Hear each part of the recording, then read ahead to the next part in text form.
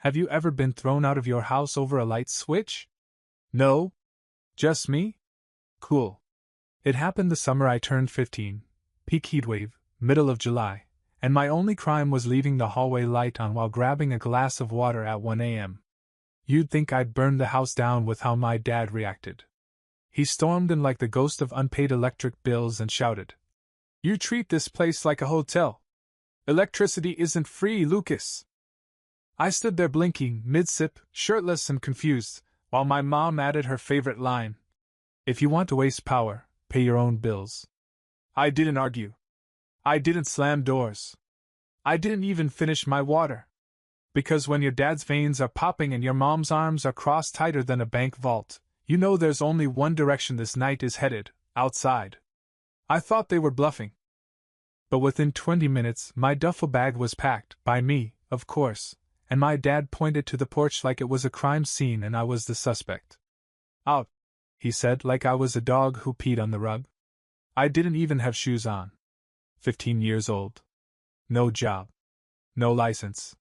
Just socks, an old gym bag, and the knowledge that my family valued a utility bill more than their own kid. And the best part? As I stepped outside, my mom called after me. "This is tough love, Lucas. You'll thank us someday." Yeah. Because nothing says character development like being booted from your own bed over an LED bulb. I ended up crashing in my friend Jace's garage. His parents didn't know for the first 2 nights. I just snuck in after dark and curled up under a tarp next to a lawnmower and a box of Christmas lights. I used an old dog bed as a pillow. No metaphor there, it was literally a dog bed. His German shepherd growled at me once, then decided I wasn't worth the trouble. By day, I'd wander around town pretending I had errands, just to avoid questions. I showered at the community pool, ate crackers in the park, spent most of my time trying not to cry in public. Because as funny as this all sounds now, back then, it was brutal. I was 15. I had no idea how taxes worked, let alone how to survive being ghosted by your own family. And the worst part wasn't sleeping on concrete, or eating peanut butter straight from the jar, it was knowing they didn't call. Not once. They didn't check if I had a place to go. They didn't drop off a blanket, or even a toothbrush. Just silence. Like I'd been a tenant who forgot to pay rent, and now they were moving on. After a week, Jace's mom found me sneaking toast from their garage fridge. She didn't yell. Didn't scold. Just blinked twice and said, "Why didn't you tell us, sweetheart?" I shrugged. She let me stay. Their garage had no AC, but at least it had outlets and a blanket that didn't smell like old dog. I started sleeping on a foam mat between the recycling bin and the water heater. I charged my phone at night and started Googling how to get a job at 15 without dying. The internet gave me options: busba, lawnmower, dishwasher. I chose all 3. By the end of that month, I was working 2 part-time jobs and mowing lawns on weekends. It wasn't glamorous. I was constantly tired, always sweaty, and my only vacation was the 5 minutes between shifts when I got to chug Sprite in peace. But for the first time in my life, I felt awake. Not alive, exactly. Just aware. Aware that I was on my own. Aware that no one was coming to fix this. And somewhere in that garage, in between dragging trash cans and scrubbing syrup off diner tables, something clicked. If I was going to survive, I couldn't just work hard. I had to build something. And it started with a broken AC unit in Jace's garage. The first time I fixed an air conditioner, I didn't even mean to. Jace's dad had been yelling about the garage unit for weeks, how it blew hot air, and ate electricity like it was on a buffet. One night, after a particularly humid shift at the diner, I sat next to it, shirt soaked through, and decided to just look inside. Not because I knew what I was doing. I didn't. I'd watched 2 YouTube videos titled, "How to Not Die While Fixing HVAC Stuff," and figured, hey, I've already been kicked out of my house, what else could go wrong? I unscrewed the panel with a butter knife, stared at the dusty guts inside, and started poking around like a raccoon with a diploma. 30 minutes later, it made a sound like a dying goat, then hummed to life. Cool air spilled out, and I swear I nearly cried right there between the extension cords and a broken shop vac. Jace came out with 2 sodas and froze. "Dude, did you fix that?" "I guess," I said, wide-eyed. He handed me a soda like it was a trophy. That was the moment it all clicked. Not just the AC, me. I realized I liked fixing things. Especially things that weren't supposed to work anymore. Especially things everyone else had given up on. Like me. That night, I stayed up Googling HVAC tutorials. I binged forums with names like Tech Talk Chillers Only and Duct Tape Dynasty. I watched some guy named Big Mike explain the inner workings of a condenser coil with the enthusiasm of a caffeinated preacher. I didn't care if it was nerdy, it felt like magic. Like I was learning a language no one else in my life had ever bothered to teach me. Within 2 weeks, I'd bought my first multimeter off eBay for $12. It barely worked and had a crack in the screen, but it beeped, and I loved that beep more than I ever loved a birthday card from my parents. I started offering to fix stuff around the neighborhood. Not for money, just to practice. Window units, thermostats, fridges. Half the time I made it worse. The other half? They offered to pay me in cash or leftovers. One lady paid me in lasagna. I called it a win. By 17, I had a milk crate full of tools, a notebook full of troubleshooting codes, and a Craigslist ad that read, "Teen HVAC tech, cheap, fast, not terrible." Shockingly, it worked. My first official job was at Mrs. Linetti's house. Her AC was blowing hot, and her grandson was getting cranky. I fixed it in 2 hours flat. She gave me $80 cash and a mango smoothie. I walked home like I'd won the lottery. That money? It went straight to a used tool bag and a new flashlight. I named the flashlight Beamer. And I fixed 5 more units that month. Jace helped me design a logo. It was supposed to be a snowflake wearing sunglasses. It looked more like a confused spider, but we printed it on t-shirts anyway. I wore that thing like armor. Then came community college. Not as a student. I was too young, too broke, and too busy. But I found an HVAC professor who let me sneak into the back of his class if I promised not to ask questions. He had a mustache you could store pencils in and a voice that sounded like it had smoked 2 packs a day since the Nixon administration. I called him Professor Lungs. He called me Kid with Opinions. He never asked why I was there. Never told me to leave. Just tossed me an old manual and said, "If you can fix the lab unit without blowing it up, I'll give you the wiring diagrams." I fixed it. Twice. That winter, I passed my EPA Section 608 certification.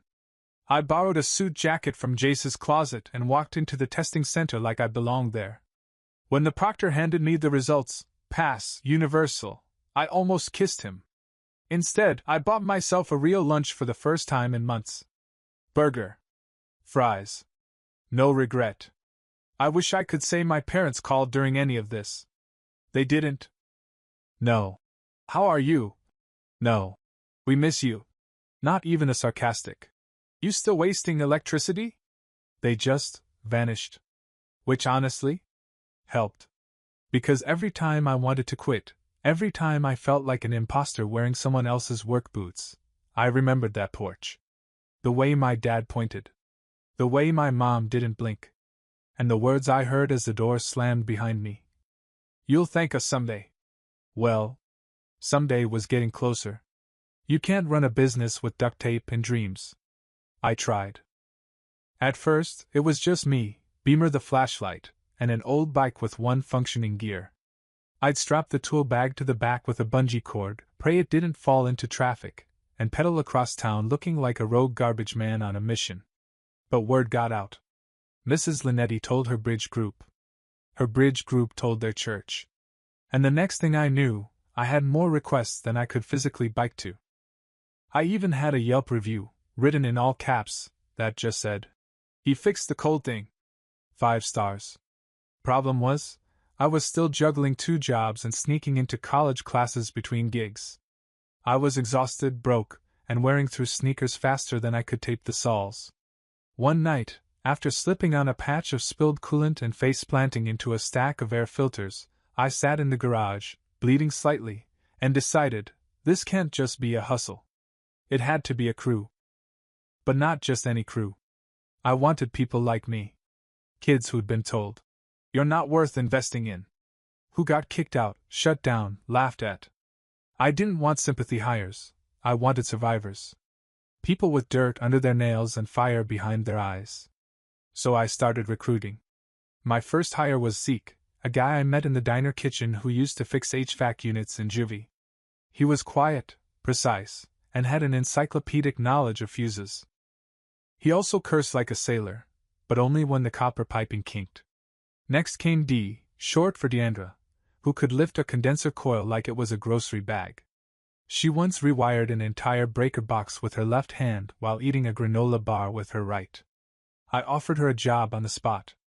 By the end of that year, we were 3 deep, working out of a borrowed garage, using clipboards stolen from a defunct tutoring center. I printed business cards at the library. They were crooked, smudged, and proudly stated, "LV Heating and Air, built from scratch. Fixed with fire." We didn't have uniforms.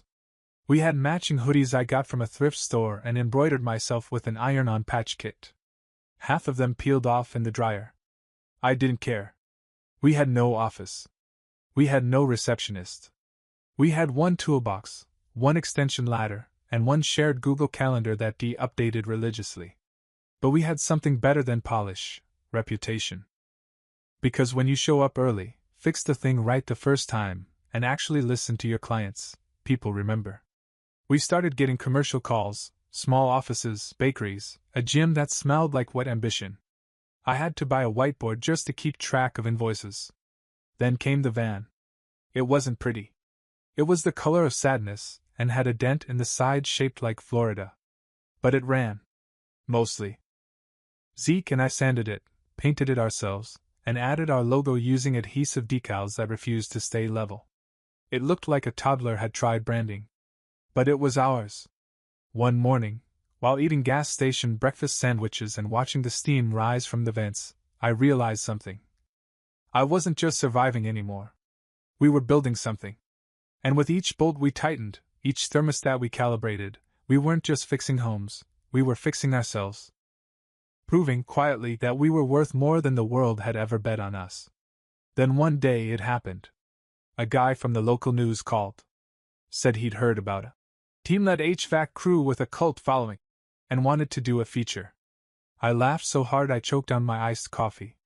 I thought it was a prank. It wasn't. He came by, shot a segment, and aired it that Friday night right after the weather report. The headline? Garage Grit, local team builds HVAC business from the ground up. My phone exploded. Jace texted, "Bro, you're literally on TV right now." Mom cried. The diner manager called and said I should think about going full-time. De fist bumped me so hard I almost dropped a thermostat. And my parents? They didn't call. Not that night. Not the next day. But by Sunday morning, my name was trending in their Facebook circle. And suddenly they remembered I existed. The first time my mom messaged me in 2 years, it was because her coworker shared the news clip on Facebook. The message said, "So proud of you. Red Heart, we always knew you had it in you. Let's catch up soon." I stared at it for 10 minutes, trying to decide whether to laugh, scream, or just send back a photo of the garage floor I'd slept on for months. Instead, I left it on read and went back to scrubbing melted duct tape off the van's dashboard. That same week, my dad, the same man who once shouted, "Electricity doesn't grow on trees," like it was Shakespeare, left me a voicemail. Real calm. Real practiced. "Lucas. Hey, buddy. Heard about the company. That's impressive. Really proud. I think maybe it's time we sit down, talk man-to-man, you know? Let's get dinner." My treat. He even added a chuckle at the end.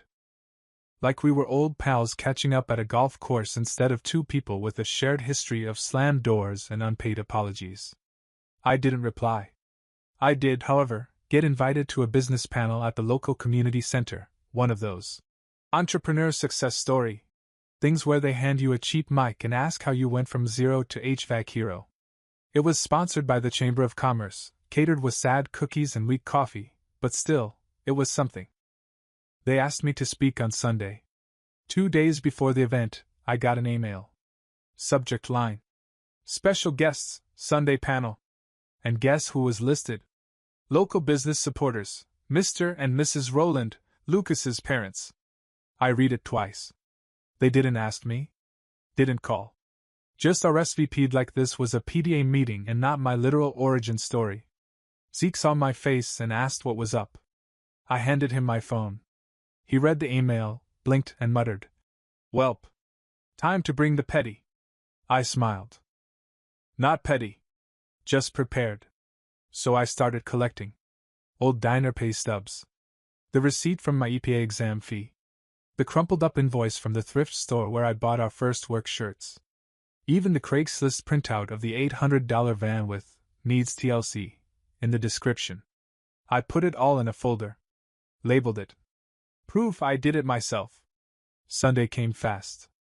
I wore my cleanest hoodie, pressed my jeans, and even used real deodorant. Dee said I looked like a respectable adult, and then immediately asked if I was dying. The event was packed, small town packed, but still. Old teachers, former clients, one guy who once stiffed me on a payment but now wanted a selfie. And then I saw them. My parents. Front row. Mom in pearls. Dad in khakis. Smiles like mannequins in a showroom. When I walked on stage, they clapped harder than anyone. I took the mic, glanced at the crowd, and smiled. "Hey, I'm Lucas. I own LV Heating and Air. I fix things. I also used to sleep in a garage." Half the crowd chuckled. I kept going. I started this company with nothing but a broken bike and a cracked flashlight. Some people thought I wouldn't make it. Some people made sure I didn't have a place to start. Silence. My dad's smile twitched. "I'd like to thank my team, my friends, and a few special items that got me here." I pulled out the folder. "This receipt? That's from the thrift store where I bought our first uniforms." "Russell. This one? My EPA certification fee. Paid for with diner tips." Mom blinked. Hard. This was the Craigslist post for the van. Bought it after 3 months of splitting Subway sandwiches with my crew. A loaf. From someone in the back row. And this? I held up a photo of the garage. Was my first office. No desk. No heat.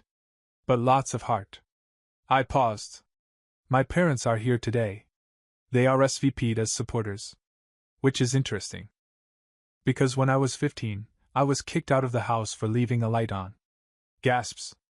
Real ones. I didn't look at them. Just straight at the audience. Success stories are nice. But let's not pretend the road there is always paved with cheerleaders. Sometimes it's just you, a wrench, and the decision to show up anyway. Applause. Big. Loud. Some guy even whistled. I stepped back, let the next speaker take the mic, and walked off stage. My mom stood to meet me, lips pursed. "Lucas, can we talk?" I walked past her, slow and calm. "No thanks. Electricity's expensive." I expected radio silence. Instead, I got a full-court press. Monday morning, I woke up to 4 missed calls from my dad, a 2-paragraph email from my mom titled, "Let's clear the air, Red Heart," and 1 text from Natalie, yes, that Natalie, the cousin who once called me AC boy at Thanksgiving. Natalie. Family's buzzing. Big speech. Grandma wants to know if it's on YouTube. Also, LOL at the receipts. Petty King energy. Fire. I didn't reply. By noon, I'd been tagged in 3 Facebook posts by people I barely remembered from middle school. One said, "We always knew Lucas would make it." They didn't. Another said, "Such an inspiration." Still had me blocked for some reason. And the cherry on top? The town newsletter ran a write-up. From garage to greatness, local teen becomes HVAC mogul. Mogul. I had 1 van, 3 humans, and a dog that barked at thermostats. But sure. Mogul works. That afternoon, while Dee was balancing invoices and Zeke was elbow-deep in a compressor, I got the knock. Not a knock, the knock. I opened the workshop door and there they were. My parents. Both dressed like they just come from church or court, hard to tell which. My mom held a grocery bag like a peace offering. My dad had that tight-lipped smile he used to reserve for parent-teacher conferences. "Lucas," my mom said softly, "can we come in?" I stepped aside. Not out of forgiveness. Out of curiosity. They sat at the fold-out table we used for lunch breaks. Bruno circled them twice, then laid down with a sigh that sounded like judgment. Mom placed the grocery bag on the table and started unpacking. A pie store-bought, a framed picture of me as a baby, still had my baby teeth, and this one got me, my old baby blanket. I stared at it. Torn corner. Yellow ducks. Smelled like attic. "Thought you might want this back," she said. "I've got a blanket," I replied, pointing to the one Bruno currently used. Dad cleared his throat. "Look. We didn't handle things right. We know that." Silence. "We were scared," he added. "Raising kids isn't easy. You were always independent, but also stubborn. We thought maybe a little tough love would teach you responsibility." I tilted my head. "Kicking your son out over a hallway light builds character?" He flinched. "We were under pressure. Finances. Stress. You know how it is." "I do now," I said. "Because I paid every bill myself." Mom sniffled. "You don't have to throw it in our faces." "Actually," I said, opening the receipt folder and laying it between us. "I literally did." They both stared at the pile. W-2s, invoices, student loan statements, all organized like a prosecutor's briefcase. "Why keep all this?" Dad asked. "Because I knew one day you'd try to take credit." He winced. Mom looked down. "We're not asking for anything." "Then why show up?" More silence. Then, "Because we didn't know," she said. "We didn't know you'd do all this. That you'd make something real. Something respected." She looked around the garage, at the tools, the whiteboard, the dusty HVAC parts stacked like trophies. "We're proud of you," she whispered. "We really are." It was almost believable. But here's the thing about pride: if it only shows up when the cameras do, it's not pride. It's PR. "You know what's funny?" I said. "You never once came to the diner when I worked 12-hour shifts. Never asked how I was paying for school.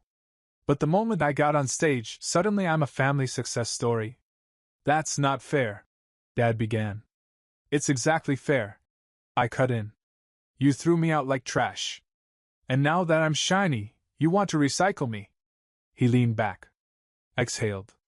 "We just want a second chance." I wanted a first one. Boom. That landed. For a second, my mom looked like she might cry. But instead, she picked up the pie, slid it across the table. "If you ever want to talk," she said, "we're here." I looked at the pie. Apple. Store-bought. Just like the effort. They stood. Walked out. Didn't slam the door. Didn't look back. I sat there for a long time. Bruno nudged my foot like, "Was that weird for you too?" I scratched behind his ears and whispered, "I know, buddy." Then I opened the pie. It was dry. I didn't plan to go viral. It happened on a Tuesday, the same day I clogged a condensate line so badly it sounded like the building was gargling.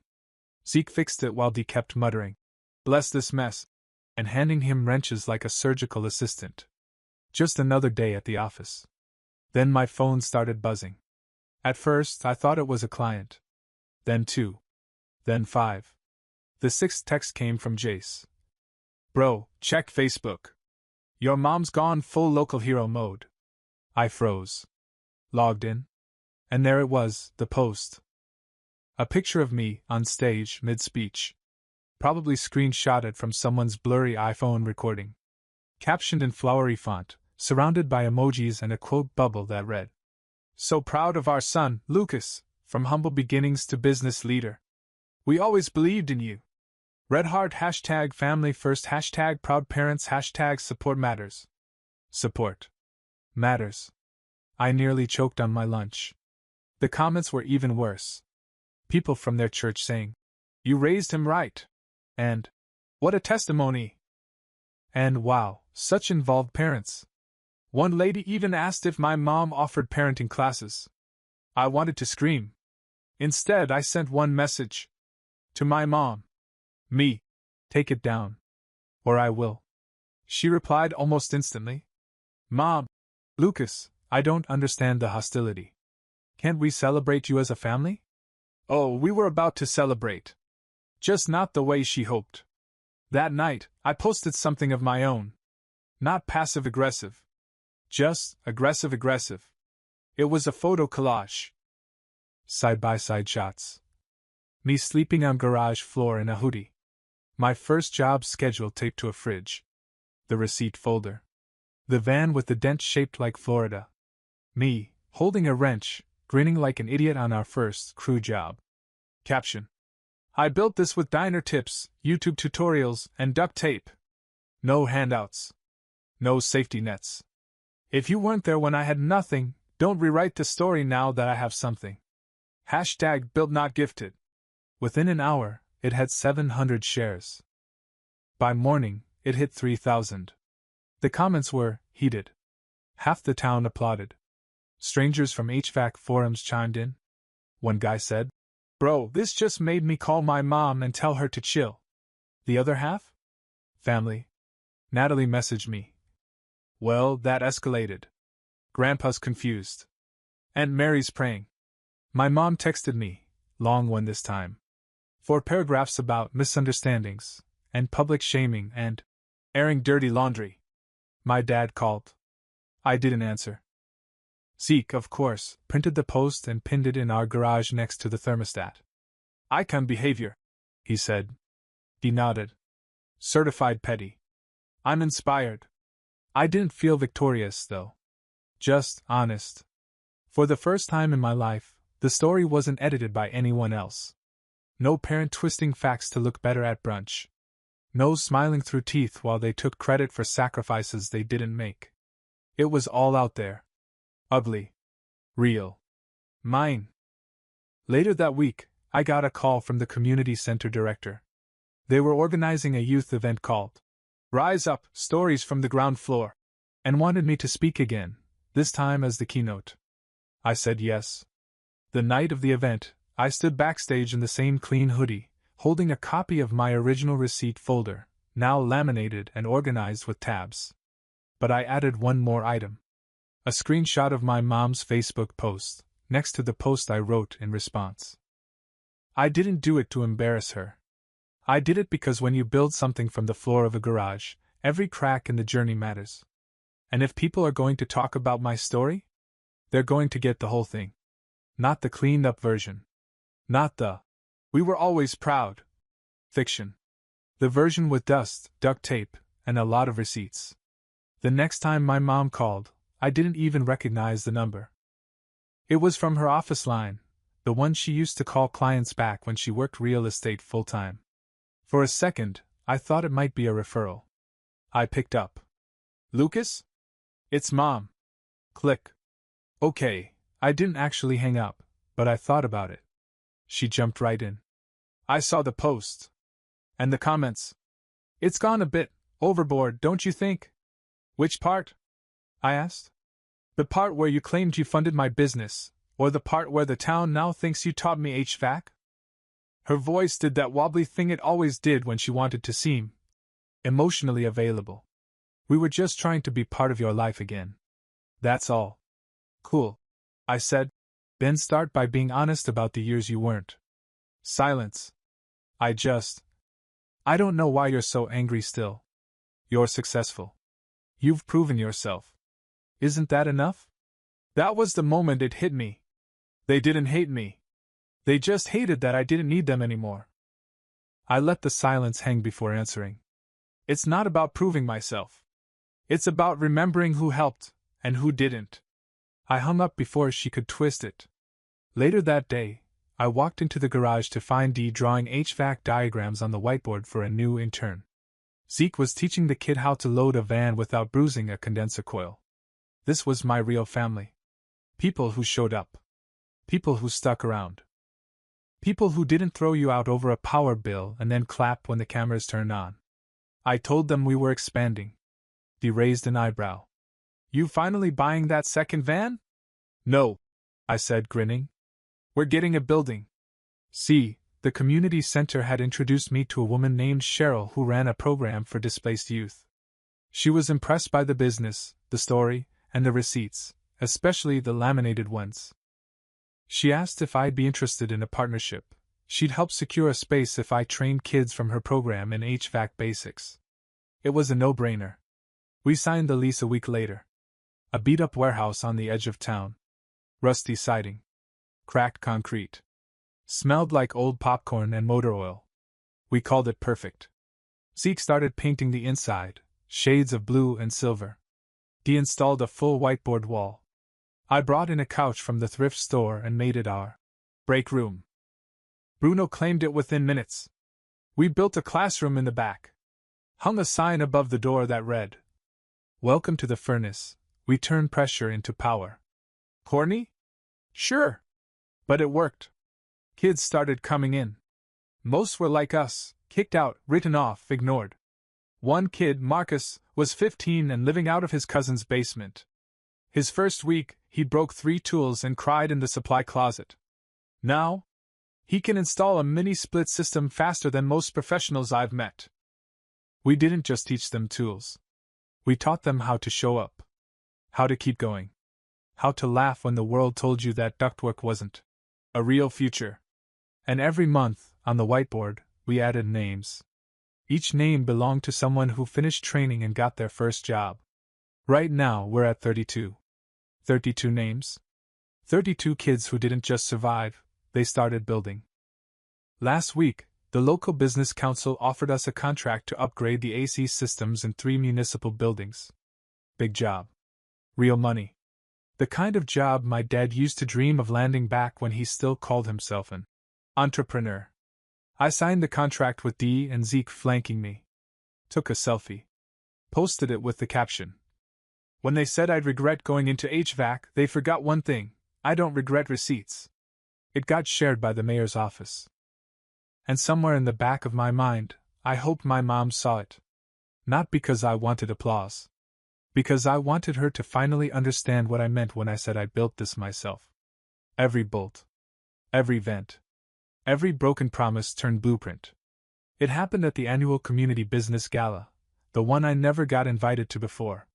This time, I didn't just attend. I was the keynote speaker. I walked on stage in a fitted suit, clean boots, and a custom name tag that said, Lucas Rowland, founder, LV Heating and Air. The place was packed. Old bosses. City officials. A few teachers who once suggested I aim lower. Even my parents. They were near the back. I nodded at them once. No smile. The host handed me the mic. I looked at the crowd, at the cameras, at every suited expert, who probably still didn't know what a heat pump was. And I said, "When I was 15, I got kicked out for wasting electricity." The room held its breath. But I figured it out. I worked, I failed, I fixed things. I built a company from duct tape and disappointment. And now? I paused. Smiled. I am the power. Dropped the mic, walked off stage. Didn't look back.